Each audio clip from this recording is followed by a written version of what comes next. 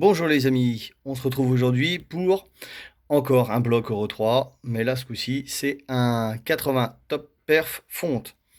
Alors bon, hein, j'ai déjà démonté le moteur, j'ai sorti le moteur de la cycle, parce que le souci qu'on avait dessus à la base, c'était qu'on avait un problème de joint spi de pompe à eau, donc on se retrouvait, voilà, avec de la belle maillot partout.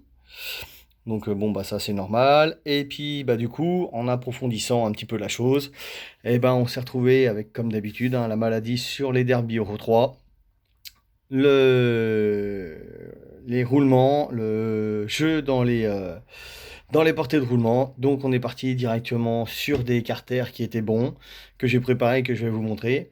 Mais avant de vous montrer les carters, j'ai fait des découvertes qui sont vraiment pas mal. Et pour dire que bah il est temps de changer le piston et que 10 000 km avec un piston top, alors 10 000 km c'est ce que le propriétaire de la moto me dit qu'elle a à peu près, c'est-à-dire 10 000 km. Euh, ça se peut que le bas moteur et le haut moteur aient 10 000 km, mais c'est bien trop, bien trop. Vous allez voir pourquoi il faut les changer normalement au bout de 5-6 000. Je vais vous montrer.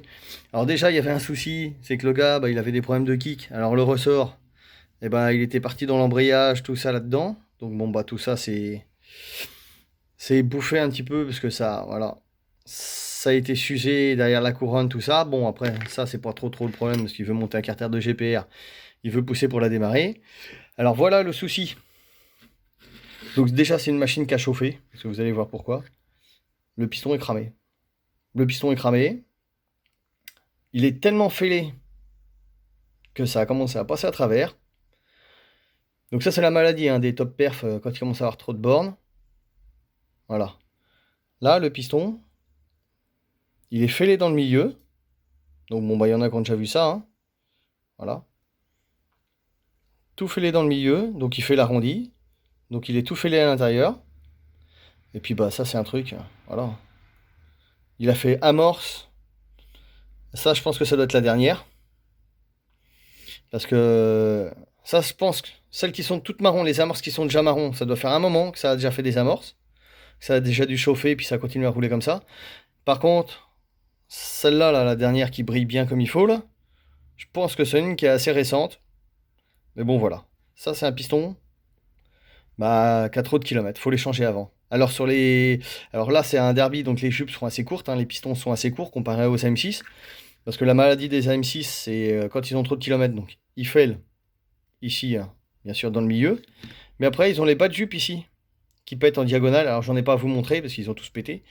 Mais ils pètent en diagonale. Donc, faut les changer de bonne heure. Parce que sinon, ça pète.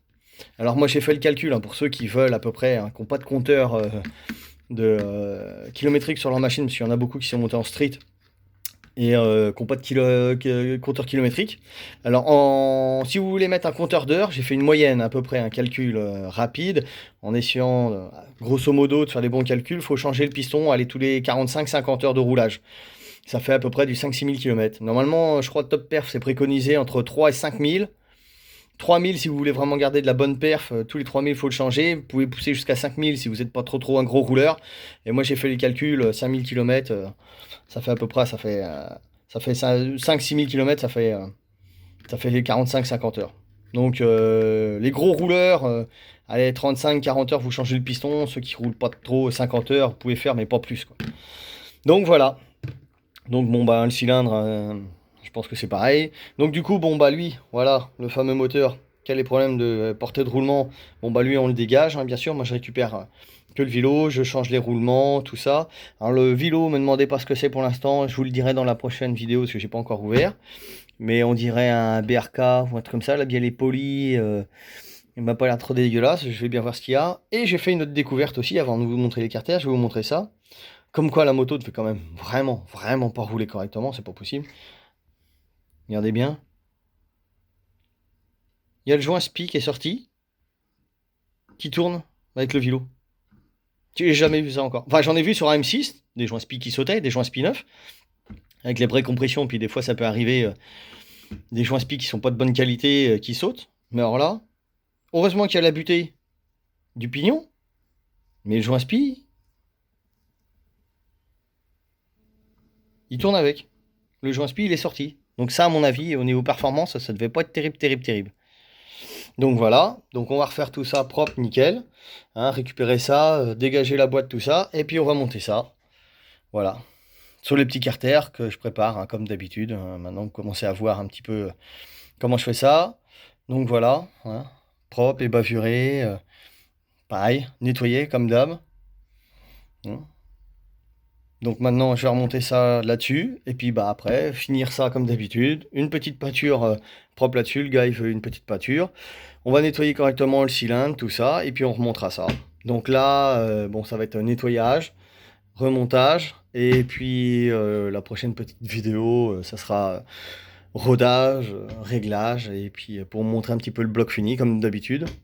Et puis voilà. Puis bon, le prochain coup, je pense qu'on passera sur une AM6. C'est vrai que du derby, il y en a en ce moment. Et le prochain coup, on passera sur du AM6. Je vous donnerai 2-3 astuces pour la M6. Alors maintenant, plus pour refroidir les moteurs, parce qu'on va commencer à arriver dans des saisons où les températures vont pas être trop trop hautes. Malgré que s'il y en a qui veulent monter ou qui roulent déjà avec des gros diamètres, je pourrais vous donner une astuce pour faire refroidir un petit peu mieux la machine. 2-3 petites combines là-dessus. Et puis voilà. Donc bah, le prochain coup, j'essaierai de faire une vidéo un petit peu plus longue de présentation de toute la chose. Parce que bon, là-dessus, c'est un petit peu tout démonté. Mais il y a peut-être des trucs qui vont pas rester. Peut-être comme la boîte à clapet, il faut que je jette un coup d'œil vite fait là-dessus. Le Carbut 24 qui est là-bas. On va peut-être passer en 28. Je vous ferai une description complète quand le moteur sera fini de ce qu'il y a de monté sur la machine, comme j'ai fait le dernier coup pour le MXS, tout ça. Et puis on se retrouvera pour le démarrage et le remontage de tout ça. Bon, et ben à plus tard les amis.